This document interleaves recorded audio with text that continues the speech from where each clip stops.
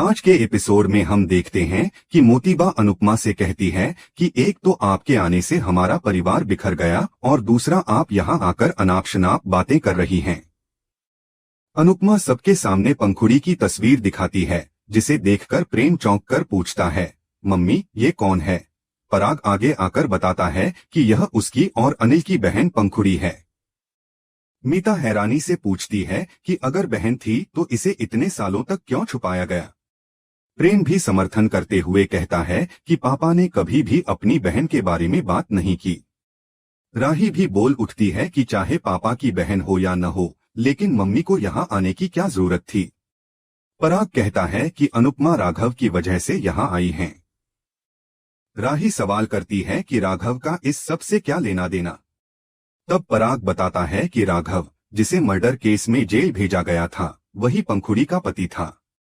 कैथी कहती है कि जब मैंने एक छोटा सा राज छुपाया था तो सबने मुझे कितना दोषी ठहराया था। अब देखिए आप लोगों ने कितना बड़ा सच छुपा रखा था। कैथी अनुपमा से पूछती है कि क्या उसे सब पहले से पता था? अनुपमा स्वीकार करती है कि उसे संदेह था, लेकिन सबूत मिलने के बाद ही उसे यकीन हुआ। प्रेम नाराज होकर पूछता है कि आखिर चल क्या रहा है, कोई तो साफ साफ बताए। पराग बताता है कि राघव उनकी कंपनी में एक साधारण कर्मचारी था जिसने पंखुड़ी को अपने प्रेमजाल में फंसा लिया था। पंखुड़ी घर छोड़कर राघव से शादी कर ली थी। शादी के कुछ ही समय बाद पंखुड़ी ने घर फोन करके बताया था कि राघव उसे धमकाता, डराता और मारता है। पराग कहता है कि उसने राघव को चेतावनी भी दी थी, लेकिन राघव नहीं माना। मोतीबा आगे जोड़ती है कि पंखुड़ी इस मानसिक और शारीरिक प्रताड़ना से परेशान होकर एक दिन आत्महत्या कर बैठी थी।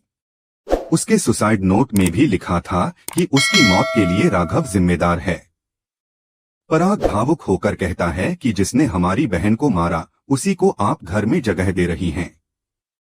मोतीबा अनुपमा पर आरोप लगाती है कि वह उनके परिवार को तोड़ने के मकसद से आई है, लेकिन अनुपमा शांत स्वर में कहती है कि वह बस सच सामने लाना चाहती है। वह सवाल करती है कि क्या कभी किसी ने यह जानने की कोशिश की कि पंखुड़ी सच बोल रही थी या नहीं। मोतीबा रोते हुए कहती है कि उनकी बेटी मर चुकी है, अनुपमा क्यों उनके पुराने जख्म ताजा कर रही है। अनुपमा फिर से तस्वीर दिखाती है और प्रेम हैरानी से देखता है कि तस्वीर में दिखाई दे रही लड़की बिल्कुल पंखुड़ी जैसी है। पराग भी चुपचाप तस्वीर को देखता है। अनुपमा पुष्टि करती है कि यह पंखुड़ी ही है और यशदीप सर से भी उसने बात की है, जिन्होंने पुष्टि की है कि पंखुड़ी जिंदा है और उनके रेस्टोरेंट में काम कर रही है। अनुपमा कहती है कि पंखुड़ी के जिंदा होने के बावजूद राघव को 20 साल की सजा हो गई, जबकि उसने कोई अपराध किया ही नहीं था। पराग टूटे हुए स्वर में कहता है कि उसे तो लगा था कि उसकी बहन मर गई थी। प्रेम गुस्से में बोलता है कि इस घर में कितने राज छुपाए गए हैं। मोतीबा सफाई देती है कि अगर उनकी बेटी को कोई मारता पीटता है और फिर एक सुसाइड नोट मिलता है तो वे क्या करते? उन्होंने वही किया जो सही लगा। अनुपमा पूछती है कि क्या उन्हें वाकई नहीं पता था कि पंखुड़ी जिंदा है। पराग विरोध करता है और कहता है कि अनुपमा राघव की बातों पर भरोसा कर रही है, उनके परिवार पर नहीं। अनुपमा शांतिपूर्वक कहती है कि अगर पंखुड़ी जिंदा है तो राघव अपराधी कैसे हुआ। वह मोतीबा से भी पूछती है कि क्या उन्हें वाकई नहीं पता था। मोतीबा कहती है कि उन्हें बस सुसाइड नोट मिला था। अनिल भी कहता है कि उन्हें पंखुड़ी के जिंदा होने की कोई जानकारी नहीं थी। मोतीबा अनुपमा से कहती है कि वह उनकी रिश्तेदार होते हुए भी राघव का पक्ष ले रही है। मोतीबा राही से कहती है कि तुम्हारी माँ अब परिवार की नहीं, राघव की हो गई है। राही अनुपमा से बहस करने लगती है। वह कहती है कि क्या एक माँ अपनी बेटी के सामने खड़ी होकर ये कह सकती है कि उसकी बेटी मर चुकी है। राही कहती है कि भले ही राघव ने ईशानी की जान बचाई थी, लेकिन उसने उसकी जान लेने की भी कोशिश की थी। अनुपमा उसे समझाने की कोशिश करती है, उसे याद दिलाती है कि जब डिम्पी की मौत हुई थी और राही पर आरोप लगे थे तो वह घर छोड़कर चली गई थी। अनुपमा कहती है कि वह समझ नहीं पा रही कि एक सुसाइड नोट के आधार पर बिना लाश के किसी को 20 साल की सजा कैसे हो सकती है। वसुंधरा से पूछती है कि उन्होंने इतनी आसानी से कैसे मान लिया कि उनकी बेटी ने आत्महत्या कर ली। कृष्ण कुज में अंश कहता है कि उसने अनुपमा को मना किया था वहां जाने से। बापूजी जवाब देते हैं कि अनुपमा जो कर रही है सही कर रही है और कोठारी परिवार ने जो किया वह गलत था। अंश चिंतित है कि राही पहले से ही नाराज है और अब और नाराज हो जाएगी। बापूजी दृढ़ता से कहते हैं कि हमें सच का साथ देना चाहिए, चाहे कोई साथ दे या ना दे। पाखी बुदबुदाती है कि जब से घर में शांति आई थी अनुपमा ने फिर बवाल कर दिया। माही भी पाखी का समर्थन करती है, लेकिन परी विरोध में कहती है कि अनुपमा ने हमेशा सबका भला सोचा है। परी कहती है कि जो कुछ भी अनुपमा कर रही है वह सही कर रही है। कोठारी हाउस में मोटिवा नाटक करती है कि उसे अब तुरंत पंखुड़ी से मिलना है। राही गुस्से में अनुपमा से लड़ने लगती है और कहती है कि वह राघव का पक्ष ले रही है, अपने परिवार का नहीं। अनुपमा राही को समझाने की कोशिश करती है, लेकिन राही कहती है कि उसे अपने परिवार पर भरोसा है, किसी बाहरी पर नहीं। राही अनुपमा से हाथ जोड़कर निवेदन करती है कि वह उनके परिवार से दूर रहे। अनुपमा आहत होती है और चुपचाप वहां से चली जाती है। उधर परी अपनी मां किंजल से बात करती है। वह कहती है कि उसे कुछ पैसों की जरूरत है क्योंकि उसकी पढ़ाई शुरू होने वाली है। किंजल उसे दिलासा देती है कि पैसे का इंतजाम हो जाएगा।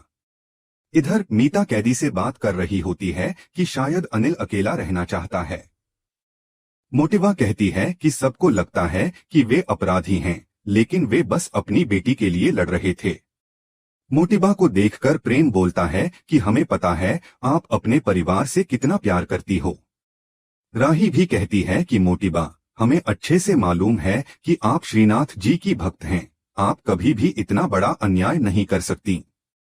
वहीं मुवा गुस्से में कहती है कि तुम्हारी माँ हमारी समधन है, उन्हें हम पर ताने मारने का पूरा हक है, लेकिन वह तो हम पर इतना बड़ा इल्जाम लगा रही हैं कि हमें समझ नहीं आ रहा कि हम अपनी समधन के सवालों का जवाब दें या अपनी पंखुड़ी को ढूंढें।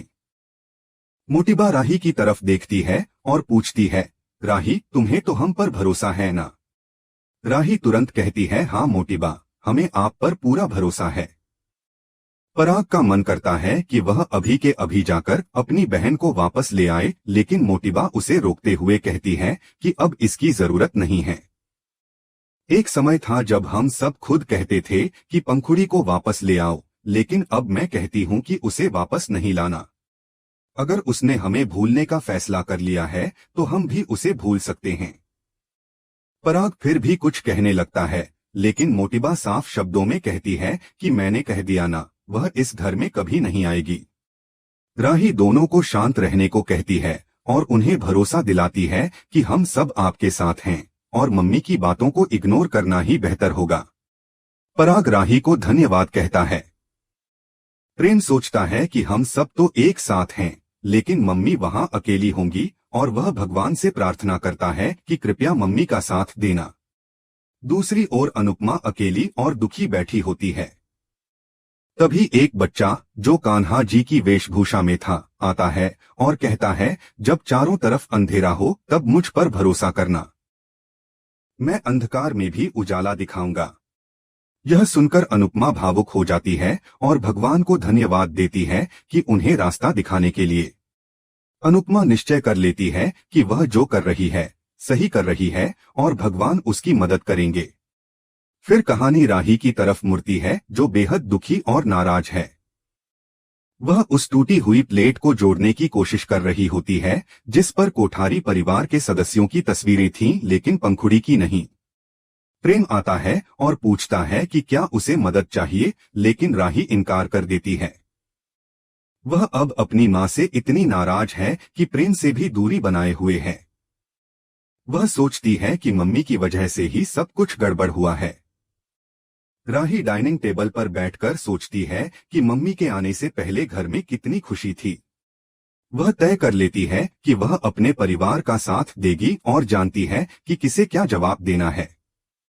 उधर अनुपमा के मन में राही की नाराजगी का दुख तो है, लेकिन उसे कान्हा जी का संकेत याद है कि वह सही रास्ते पर है।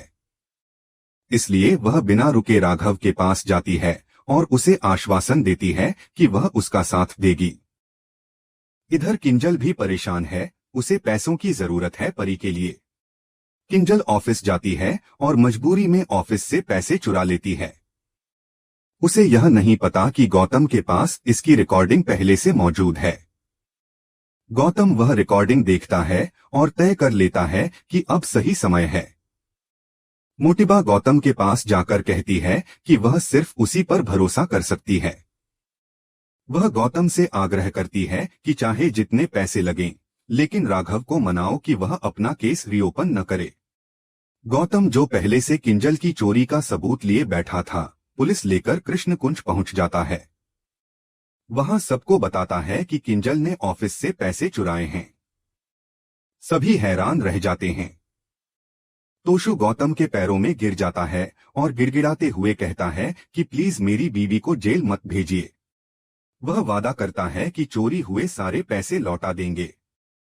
गौतम सोचता है कि यही मौका है मोटिबा के सामने महान बनने का। वह कहता है कि वह किंजल को जेल नहीं भेजेगा, लेकिन एक शर्त पर। अनुपमा आंटी को राघव से कहना होगा कि वह अपना केस रीओपन न करे।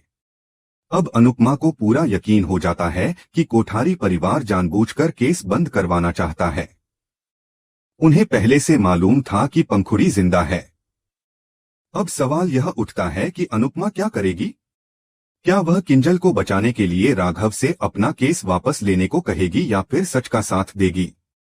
आने वाले समय में अनुपमा को बहुत बड़ा फैसला लेना होगा। दोस्तों, आपको क्या लगता है अनुपमा का अगला कदम क्या होगा? हमें कमेंट्स में जरूर बताइए। साथ ही डेली अपडेट के लिए चैनल को सब्सक्राइब और वीडियो को लाइक करना न भूलें।